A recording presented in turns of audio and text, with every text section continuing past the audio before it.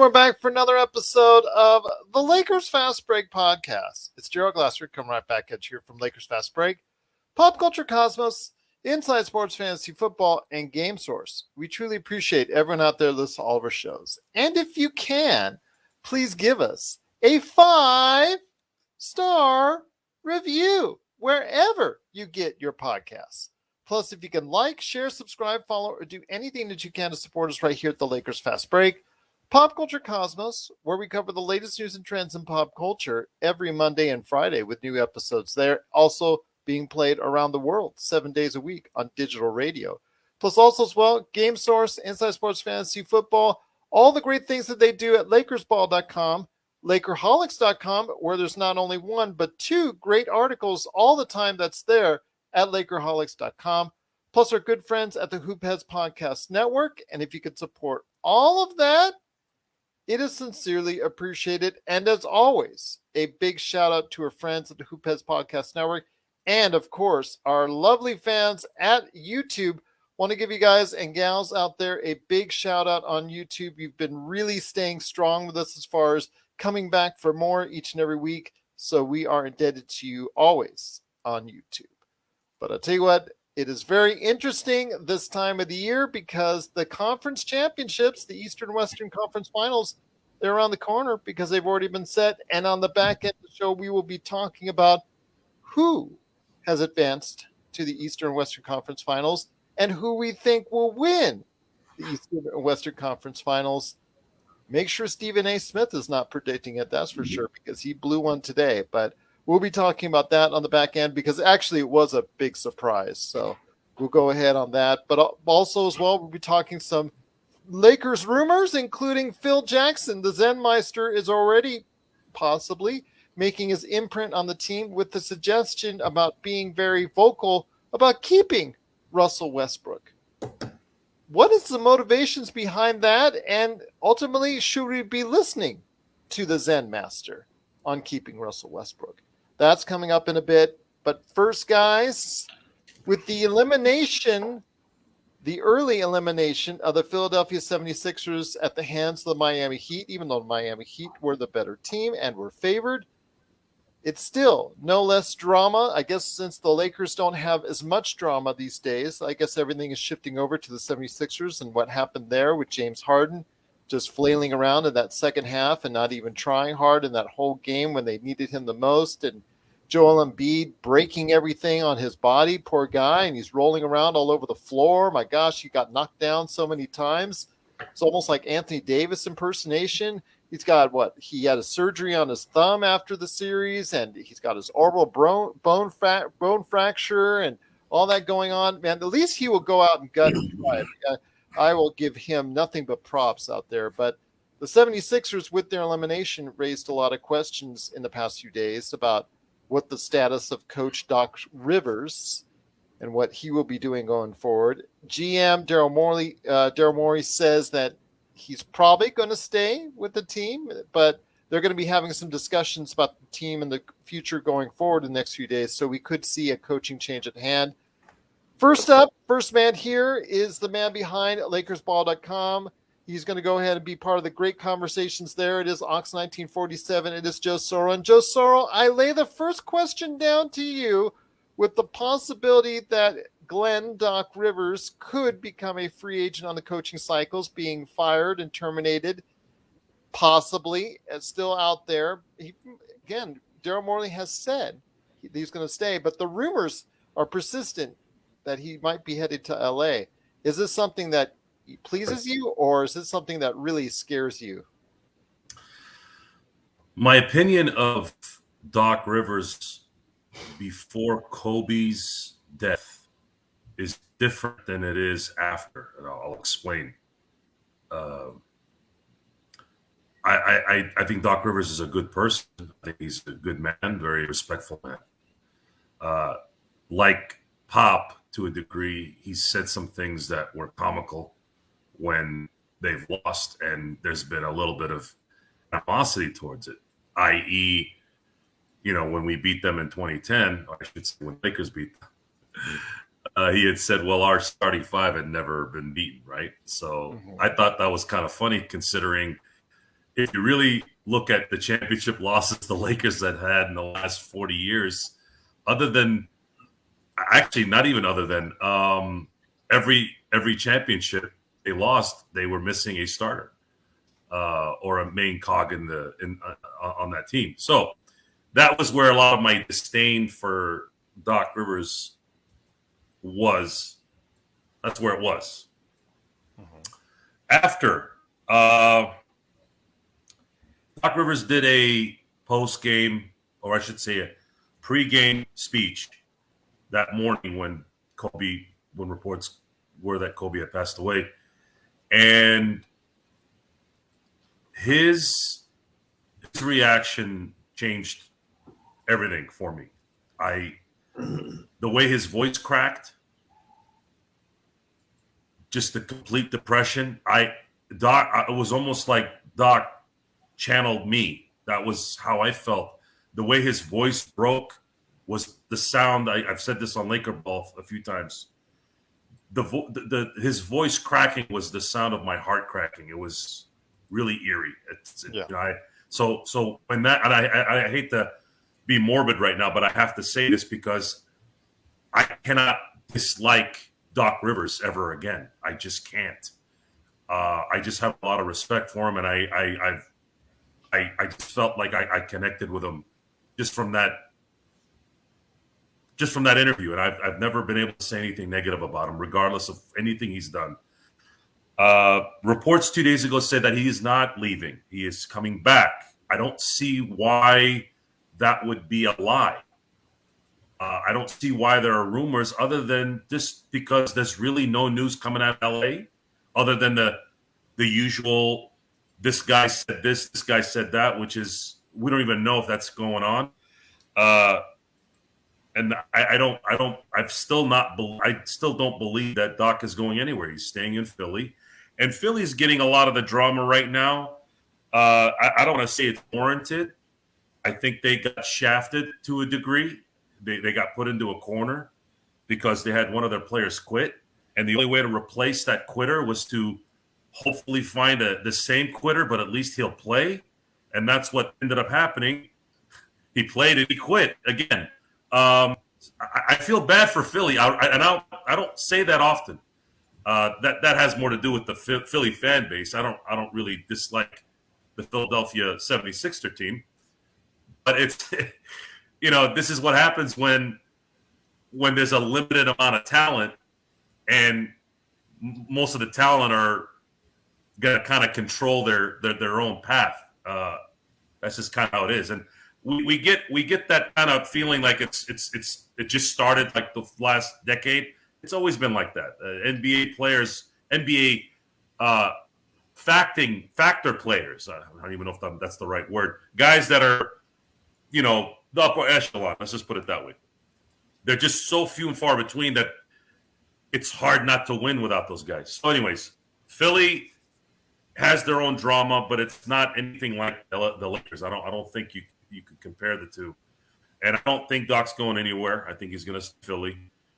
And they're going to figure out what to do. I would sign him if I was them and start fresh somewhere else at this point. You're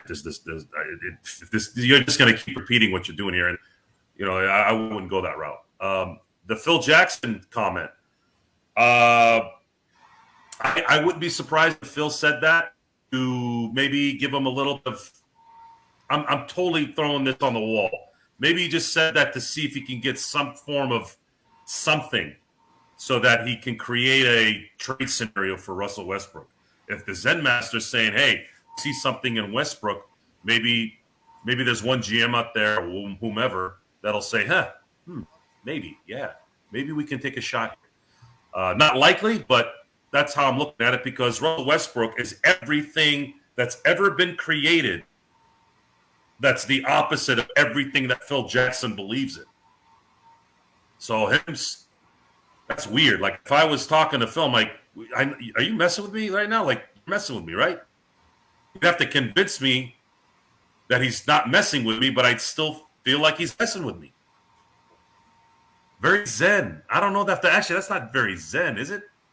Well, he's messing with you already, it sounds like. See? Next thing you know, he'll be sending you a book He'll be sending you a book on something. I wouldn't read the book. I wouldn't be like 90% of his players that didn't. I'd read the book. Okay. Just like Showtime. Just to be able to. Yeah. I read that book in 2004. Yeah. I was in the Barnes and Nobles for 3 weeks. I was going back and forth because I was doing some projects out there, and I would read his book. I didn't want to buy it because I didn't want to support it because I thought he betrayed confidences, and I didn't really like it, but I didn't want to add to it as a hypocrite. I just said, you know what, I'm going to read this in Barnes and Nobles for free.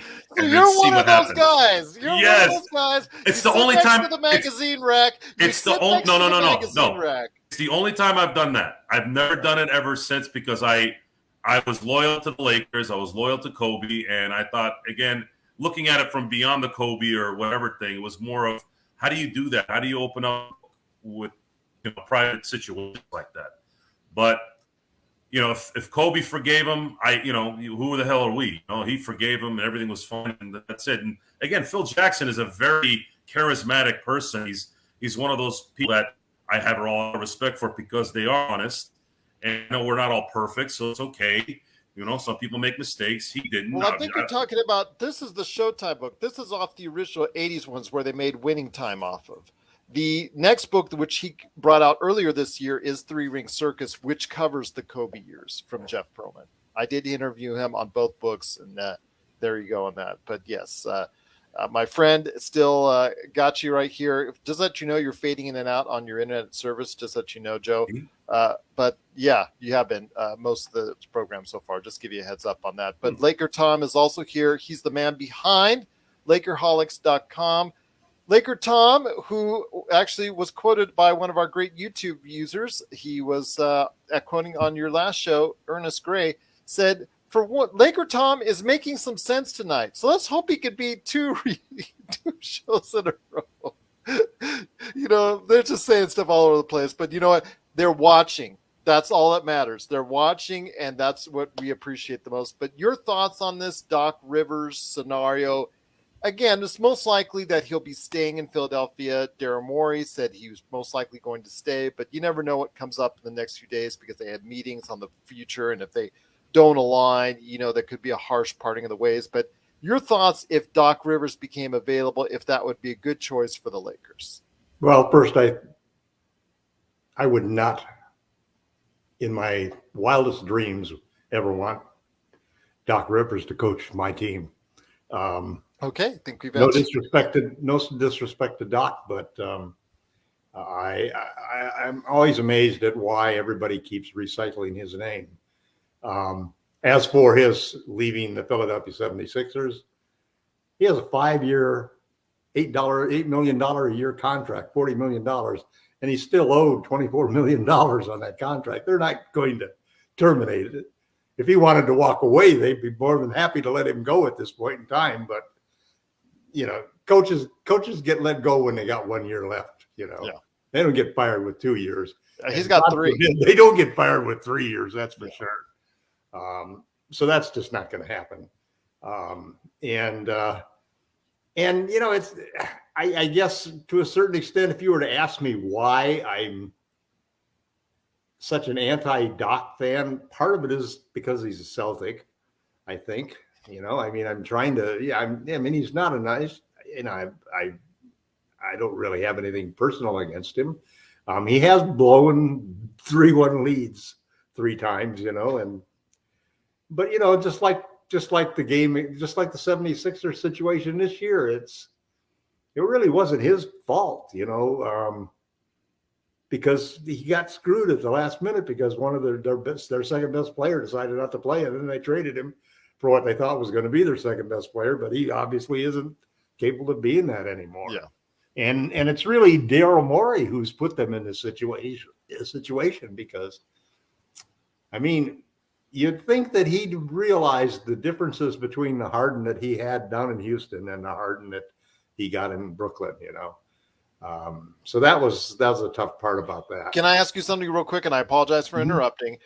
Doesn't this seem like the same scenario as what I had said last year about Russell Westbrook, that this was not the same Russell Westbrook that you were getting 5 years ago, or even the MVP year. Yeah, you know, and what's funny about that too is that the parallels.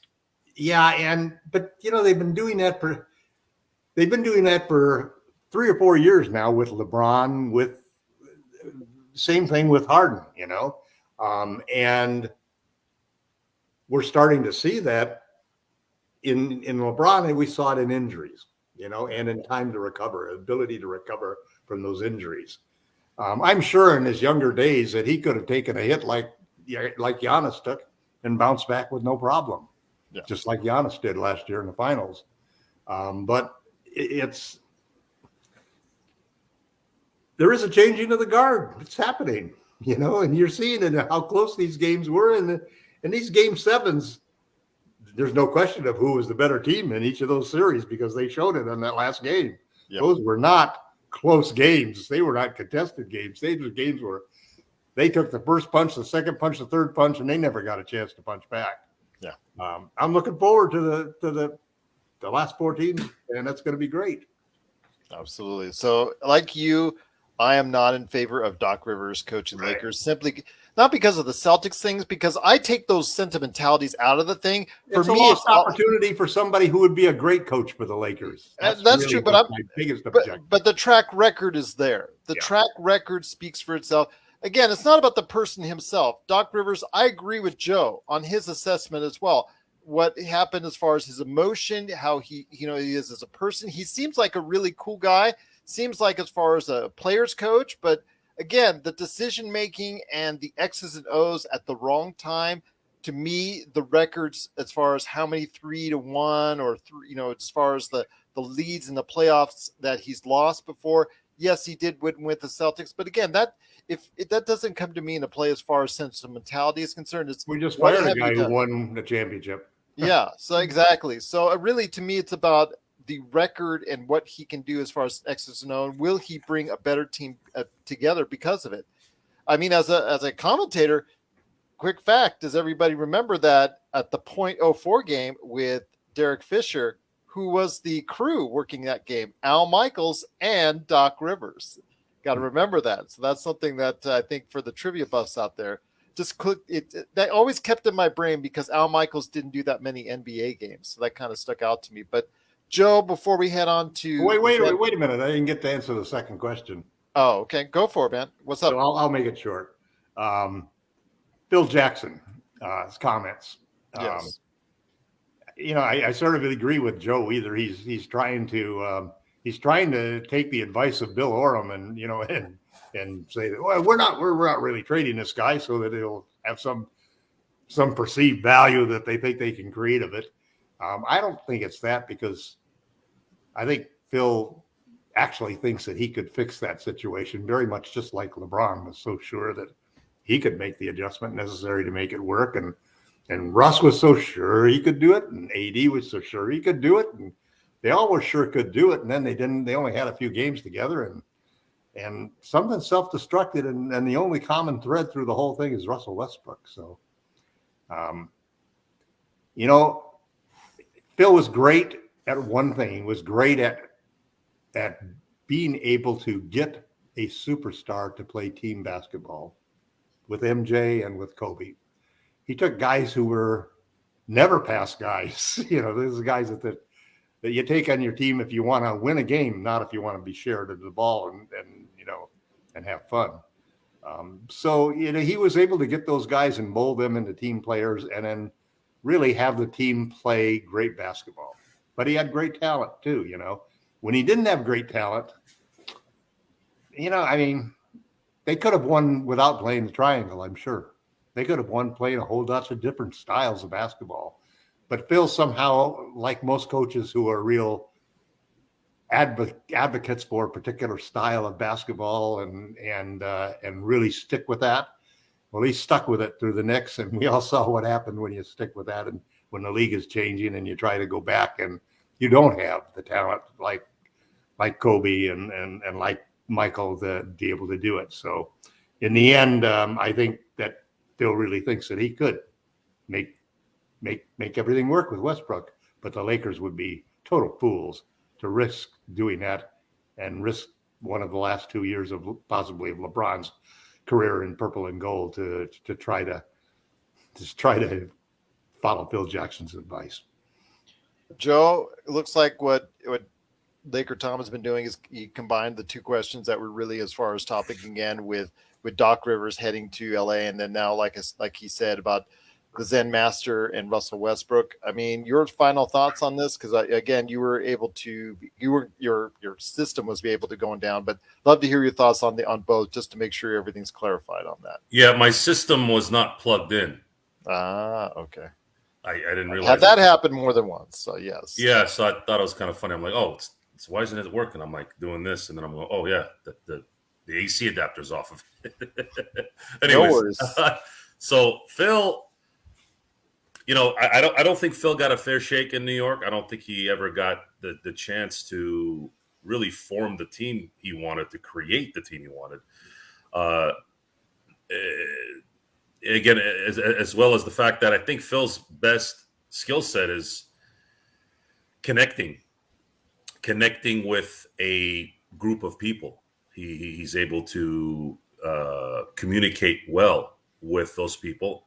And when you're a player, personnel, an executive, a general manager, that job is different than what he was normally used to doing. You have to go scout, you have to go travel, you have to go see talent, you have to make sure the bills are paid. I never other than the fact that he took the job probably to make money, which is ultimately, I think that's what it was. I never really understood why he would take a job, especially at his advanced age, where he wasn't ever capable of doing the things that job needs. And yeah. Dolan is, that guy's, I would say, a combination of Daniel Snyder and Jerry Jones, where he's kind of there just because he likes the being in charge. He doesn't know who he's hiring. He hired Phil Jackson. He gets, maybe his scapegoat or whatever, or scapegoat. I don't know. I don't know what that deal was, but at the same time, it turned into this drama thing where he wanted to get rid of Melo, and it became drama, which was odd because I'm going, why is this drama? He wants to build the team, and Melo's game doesn't mesh with what he wants to build there, and it became a distraction to him being able to do whatever he needed to do. Now, what happens in LA? He's got a little bit more credit in LA. He's helped us win 5 championships, and he's an advisor, but. I said this on, I think, 2 shows ago. There are too many people cooking. There's too, I'm from a family of chefs, so I get a chance to see a lot of that world. There's at most two really good chefs in a normal restaurant. The main chefs, and sometimes it's just one. And I don't know why there needs to be 8 people that are kind of here. I don't know how that. The owner. Yeah, I mean, I know. It's a rhetorical question. Yeah. But it's not good. It's not good. Again, guys, I'm a business owner. My guys, my troops, my players, I would not be anywhere where I am without them. And it's the same concept in basketball, football. The players are really the most important part. But at the same time, management, ownership, you're supposed to set the stage for them to be successful. And when you do that, you're able to pay them what they want. You're able to create the opportunities that they need to flourish. If you've got 8 different ideas of how that needs to be put together, how are you going to know which one's going to work? I don't know. I remember with the Lakers, Jerry West, Mitch Kupchak. Yeah, you had a little bit of advisory here and there, but at the end of the day, we had one person making that decision to trade for Pau Gasol, to trade for Kobe Bryant, to bring Shaq in, to draft Derek Fisher. You didn't hear about, Jerry Buss said this or some assistant whatever in 96. It was Jerry West going to get what we needed, right? Mitch Kupchak, when he wasn't doing anything, Kobe was on him, Shaq was on him. So I don't know. I don't know where it turned into this. We have every ex-Laker on the planet now putting in their say. I don't know. I don't know what that's about. Well, as Sean Grice said it, nepotism runs wild in the LA Lakers with the LA Lakers. And I don't think this kind of, there's nothing going on. I think there's a lot of just stuff being put out there just to create buzz. I have no faith in any of this stuff that's going on. I don't even believe the stuff that's probably true. It's that simple. I don't even believe it. So there's only two things that matter, guys. I don't care how you get there. It doesn't matter if it's Phil saying something, if it's Rambis saying something, if it's anyone saying something. At the end of the day, there are two things I'm looking for. Can you bring in the right coach? And the right coach is not going to really be known until we start playing, right? So even that's kind of not going to be solved. But I think we can get a good idea of going, okay, I can see how this might have a shot, might have a chance. We don't want to hire, a rehash. Like we wouldn't have wanted to hire D'Antoni or Mike Brown. Then at that point, it would have been a disaster right off the bat.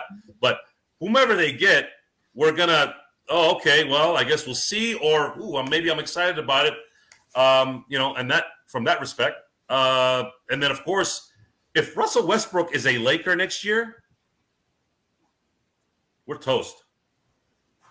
And I hope I'm wrong. I really do. I'm always hoping I'm wrong, but I'm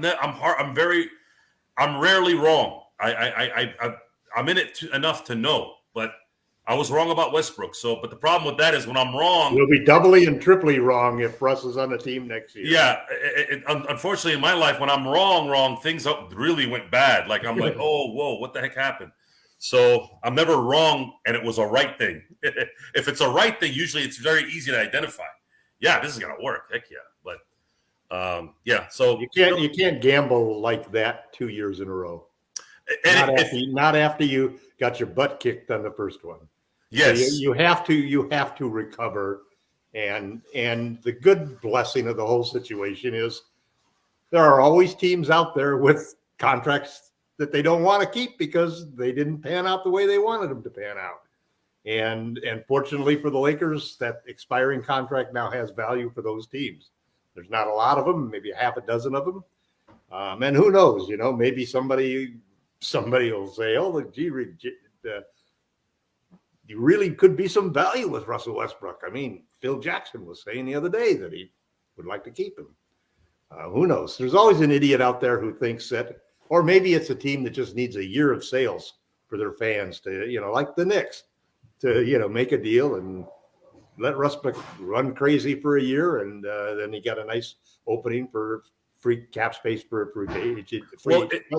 it's interesting how there's been talk that D'Angelo Russell and Julius Randle there's some discussion of Minnesota and New York wanting to kind of get out of that situation. Well, you can save $50 million just like that. Snap your fingers and save $50 million. Wouldn't it be? I know this is not going to happen, but wouldn't it be comical if after all this we ended up doing some kind of a 3-way, 4-way trade and we end up getting Russell and Randall back in LA? Well, actually, that would not be a bad pairing. And I wouldn't mind it either. I think the dollars work out pretty close. I agree. I think, and that's why I said it, because I was actually looking at the contracts here's the thing. We have an elite little club of franchises that have bad contracts, man. And when they say it really is true that there is no untradeable contract in the NBA, because you all of a sudden, once it becomes an untradeable contract, you're in another whole marketplace where you're just trading untradeable contracts. I got 2 untradables here for your 1 untradeable. You add up the money, and if it works, then it'll happen. I mean, that's all we're talking about. Brogdon, and Hield. It saves Indiana $50 million. That's why they want to do it. Why do the Knicks want to do something like that? Save $50 to $100 million. It's the same thing for Charlotte. All of these teams, it doesn't have anything to do with Russell Westbrook. In fact, most of the teams that they're talking about want to buy him out at that point in time because it's 1 year left. Or they'll wait till the trade deadline and sell him and buy him out at that point in time. So it's all about the contract. It's not about the player anymore. And that's what's so hilarious about Phil Jackson's quote.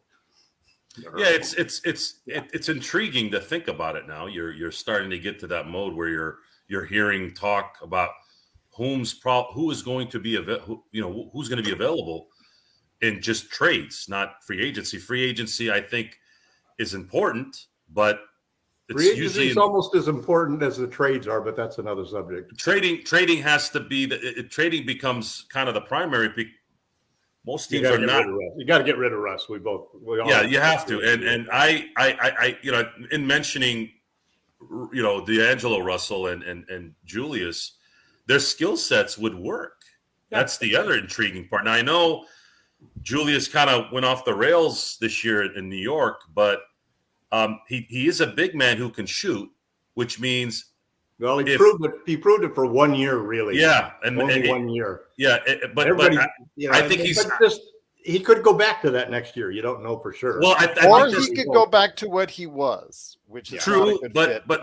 Maybe there's a mental thing there that you can harness, and I'd rather take a chance at Julius Randle, hopefully playing like he did in 2021. You get two younger and players. He's a younger player, and he's a lower big salary, so they're easier to trade and move. You're breaking that log jam up.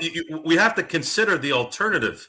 I'm picking. You're not going to get something great for Westbrook. Let's just put it out. Yeah, you're not going to get Bradley Beal and. It's not necessarily great. Julius Randle is not a great player. Neither is D'Angelo Russell. No, but you're not going to get a great trade out of this. You're not going to get something that somebody really is just excited to go ahead and give to you. You're going to get somebody else's problem for your problem.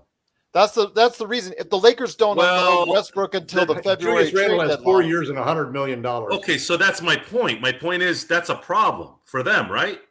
What's a problem? Well, yeah, you're going to give your problems to them, and they're going to give their problems. But we're not inheriting a problem unless you're looking at it from a money standpoint for 4 years. I'm looking at it as okay. So again, I know this is not likely going to happen, but let's make sense of it.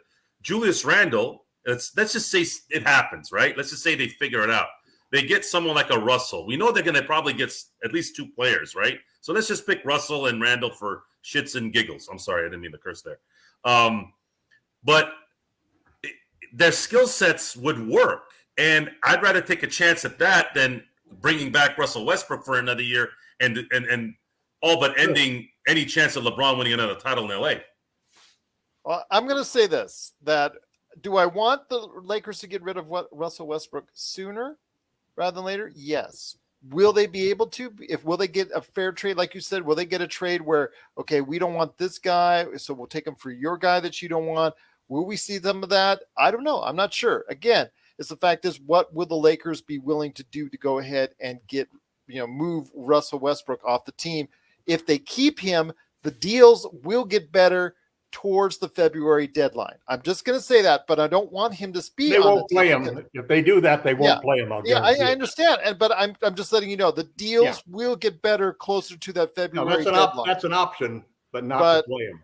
Yeah, not to play him. But I'm just letting everybody know that. Do I want them to get move him sooner rather than later? Yes, just like us right here. We all want him to be gone. But there will be deals. There will be deals. There'll be offers. There will be offers, and I agree. Because we need the players back is the problem. Yeah, I mean, because if you're not going to spend $15 million a year of dead money the next 3 years to wave and stretch him. Yeah, and you're not going to put him back on the court. That would be destructive. And if you do a John Wall thing, you're stuck with $47 million clogging up. It doesn't matter. It doesn't save you anything. Yeah. So I know I get you on that. I'm just saying to people out there, as much there as is, I want there is some sense if they were to do a John Wall and your guy the center Christian Wood, that's a deal that's possible. Well, John Wall, if he sits out, or if they sit him out another year in Houston, they're going to have some premium deals at the February trade deadline, and that'll be something that we could compare it to, because I'm sure by then Westbrook will probably be gone, because the desperation for Rob Pelinka will set in because of what was said and inferred as far as in past weeks regarding his job status going forward. So and all the fact that everybody and their grandmother, I think, seemingly is involved with this as far as the Lakers operation is concerned. So it does not look like it's going to be a long stay for Russell Westbrook at this point. But we'll wait and see, and we'll keep reporting it right here at the Lakers Fast Break. But we want to hear your thoughts. in the YouTube comments, Facebook comments, on social media, and also as well, not only the Lakers Fast Break, but LakersBall.com and LakerHolics.com. Keep that conversation going right there at LakerHolics.com, LakersBall.com, and of course right here at the Lakers Fast Break. But before we head on out, guys, the Eastern and Western Conference Championships, their finals, they're here. I would love for the Lakers to be here, but they're not. But our arch nemesis, the Boston Celtics, who, as much as I can't stand them, you got to give them credit. Joe's giving them credit. LakerTom's giving them credit. We love the players. Absolutely great players. Tatum and Brown and Smart. They play hard defense, just the way you like to see. It's just terrible that they're in those awful green uniforms, but they did go ahead and finish off the comeback.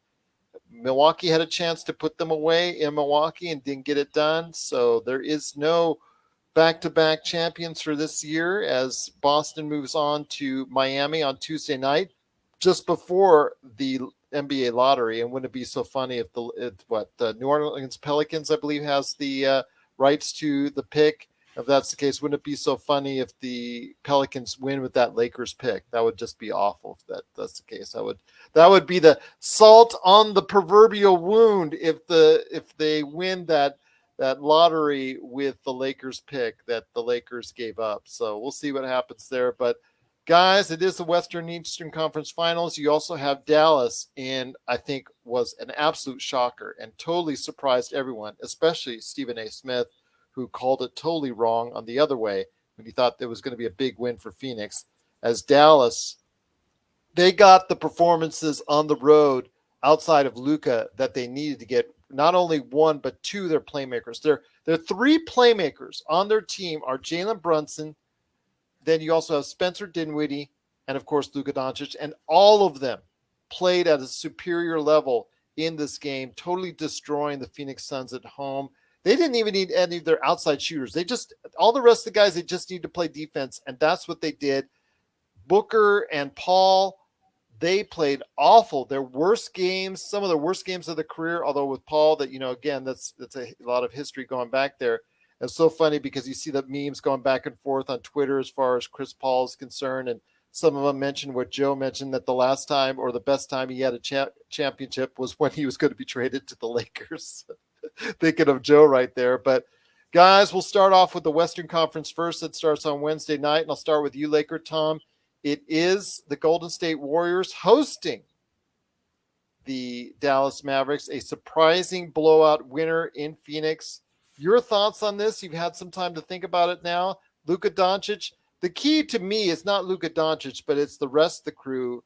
Will they be there for an entire 7-game series? So I want to hear your thoughts on this. Golden State. I actually think the key is. Well, let me just say this. In recent days, since Golden State has won, a lot of people have criticized that said Golden State, saying that they are not the team that they once were and cannot win a championship, even though they've moved on. Your thoughts on Golden State and Dallas? I think the most important player in that series is Luka Doncic, and I can remember having a long conversation with Rafael Barlow right after Luka's rookie year, and he was telling me how he really expected him to become the best player in the NBA. And I told him, I said, I didn't know what kind of ceiling he's got because he started off so high. How do you get better than being like 22, 8-8 for your rookie year? And the thing that I saw tonight, watching that game, was the sort of confidence that a team gets from having the best player on the court.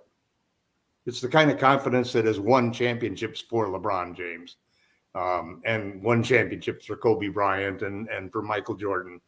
And looking at whoever's left in these playoffs, because they have been deflated by a lot of injuries to really important players.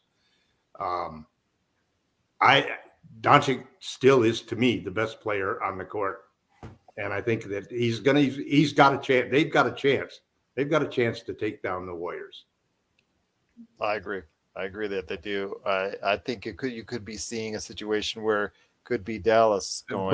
Brunson, man. I mean, boy, I wish we could get our hands on him.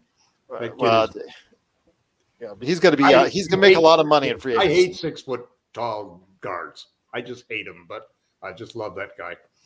He's going to make a lot of money in free agency. Yeah. That's for sure. That's for sure, indeed. Joe. Well, actually, you know what, LakerTom, what's your prediction before we go to Joe? I'm going to stick with the Mavs in 7. Okay, Mavs in 7. They don't mind playing on the road in Game 7s. That's for sure. Joe, your thoughts on this series? Again, it comes down to, for me, I think the Jalen Brunsons playing like they did in games 3 through 7 and not in games 1 and 2. And Spencer Dinwiddie showing up like he did the back end of the season. Spencer Dinwiddie struggled. When he struggled, the team had a hard time winning. But when he plays like he did today, man, you have all 3 playmakers playing like that. That's going to be hard for anyone to stop. I read an article was this morning, and I think it was yesterday's article, but I read it today about Monty Williams and him discussing, 7 years later of his wife passing away. And I got a bad omen reading that. I thought when I watched him do her eulogy, I didn't know how to interpret it. I thought this guy was the most steel-minded person I've ever seen, because I would have been in complete, utter disaster. And I've it's kind of like the Doc Rivers thing. You can't ever not respect Monty Williams, and it's hard to criticize even his coaching, because I admired his moxie, his everything that's positive, in a way where, when someone loses their wife, that's one thing. But, my thinking is always my children that just lost their mother. That's the crushing blow. That's the fear, right? So I'm reading the article and I'm thinking to myself the whole time, I'm like, why is this article going on right now?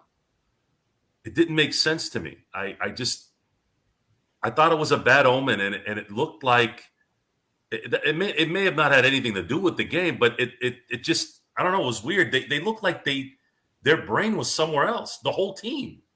Why? Yeah, Dallas is good. Doncic is good. Spencer Dinwiddie's good.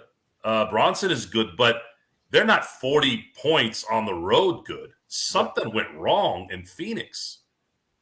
And I don't know what, but that to me, when I was reading it, I was going, this is weird. I don't know why this is being talked about right now. There should be talk about Phoenix needs to win Game 7 and not be the second team in the NBA ever to win 64-plus games and not make it to the conference finals.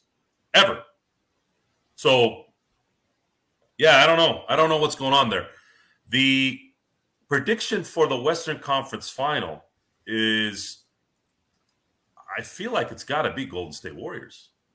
They've got more talent. As long as Kerr doesn't get COVID again, I think they'll have the right coach. Maybe Dallas needs to show it to me one more time, and for me to really believe that they're there. I think they're one guy away from being a perennial possible conference finals team. Or maybe they can Doncic might play LeBron like in the next 2 series and win it all. That could happen, but I don't know. I can't tell you that that's going to happen. I think Golden State has the experience. I think they have the ammunition to combat this. Again, guys, I just don't want Boston to win it all. That's the only thing left at this point. Agreed. I don't care if Dallas wins. I don't care if Golden State wins. I don't care if Miami wins. And I do believe that Miami is being I don't want to say disrespected. That's such a cliched old, motivational They're not being talked about. That's for They're sure. not being talked about, which when you watch them play, it's kind of similar to the Celtics, except they're a little bit more, and I know this sounds funny considering no one's beat each other up one time, but they're a little bit more cerebral in what they do. I think that series will be really good. And I think Miami has a little bit more in there to win that series. So, first getting to your conclusion on the Dallas Golden State series, Who do you call in the Dallas Golden State series? I'm going to go Golden State in 6. Okay. When it comes to Miami now, Miami, again, I agree with you. I think they are extremely underrated. They have not been talked about all playoffs long, but yet they won the Eastern Conference, and they've been the best team in the Eastern Conference for the whole entire playoffs. They've had some rest. So your thoughts on this? What do you think on the series on there? Miami in 7? I think that's a good call. I think Miami I in like 7. When you say 7, it could go the other way too. Yeah. They're Obviously. in a lot of respects evenly matched, but Miami does have. I think Adebayo, Bam is going to be a big key. There's going to be a problem down there. Yeah, if he stays healthy the whole time, he does have a foul trouble issue of getting the foul trouble and getting injured. If he stays healthy the whole series, Miami should win that series despite Boston's amazing play. And you also have to look at the fact that Boston had to go 7 against Milwaukee with the 1A guy not being there. And I thought, that's kind of a sign there that maybe they're good, but they're not good enough to win it all. But we'll see. We'll see how it goes. Anything can happen. Jimmy Butler might get hurt. Steph might get hurt, and then all of a sudden it opens everything up. We don't know these days. Everybody seems to get hurt now in the playoffs. So it could be open season no matter, just as things develop. Time Lord is hurt currently for them. He may be coming back sooner rather than later. And then but this is a problem, guys. This is Kyle Lowry is hurt as well. This is a major problem, though, man. If Boston wins this year, it becomes even worse. Yeah, because now you're back to square one. You're back to having to win 2 more titles to pass them, and that's just terrible. Absolutely, couldn't agree with you more. LakerTom, I mean, you've heard what Joe and I have said. I'm thinking right now for me, and just to let everybody know that I'm picking Dallas in 6. I'm going to go for the upside on that. I think that they, with Luka Doncic, provide such a unique dynamic, and I think they're going to get just enough support. I also think that Miami will win in 7. I agree with Joe on that as well. But your assessment on the Eastern Conference, we already heard your pick about Golden State moving on to the finals. But what are your thoughts on the Eastern Conference? I chose the Mavs in 7. Oh, you chose the Mavs in 7. That's right. Winning on the road, doing it twice in a row. I think it'll be the Heat in 7 too. Okay, well there you go. So he's got one home team winning in Game 7, and he's got one home team losing in Game 7. Very interesting indeed. But if you look back at the previous series, you'll see why. Any keys to the series for you on the Miami series? Butler's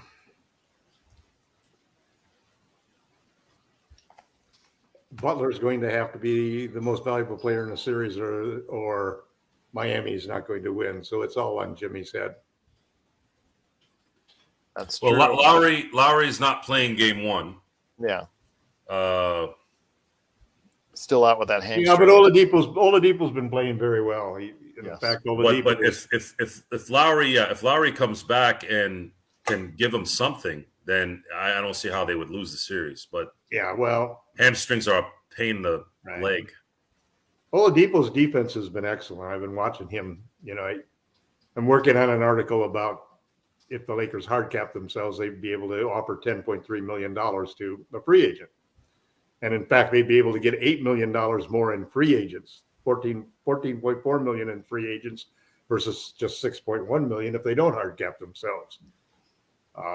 So that extra money could get you, and there's a whole bunch of players you could go out there, and you're almost guaranteed to get. You might have to use all $10.3 million, but you can go out and get a player like Oladipo, or a player like Bruce Brown, who only made a couple million, or a player like Isaac Hartenstein, who only made $2.5 million. You got a whole bunch of guys there whom you could win the battle for.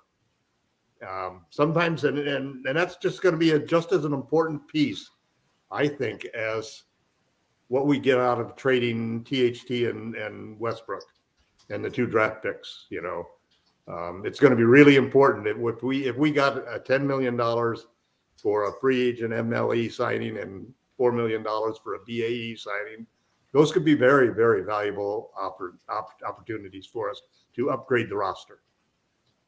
Absolutely. I agree with you on that. But yeah, Miami and Boston, I think that's going to be a slugfest. And I think that the Dallas Golden State series will be fun to watch as well.